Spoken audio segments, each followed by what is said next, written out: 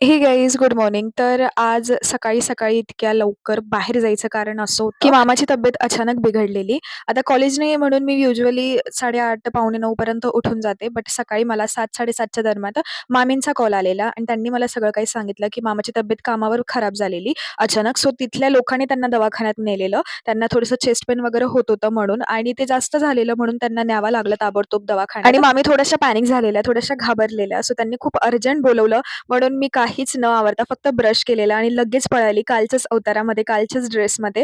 भाऊही माझा आणि मम्मी मागून येणार होती रिक्षामध्ये. सो आम्ही तिकडे पोहोचल्यावर सगळं काही बघितलं काय आहे, काय नाही. तर काही नाही गाईज नॉर्मल होते रिपोर्ट सगळं काही. फक्त मामाला थोडंसं मसल पेन झालेलं म्हणून चेस्टमध्ये दुखत होतं.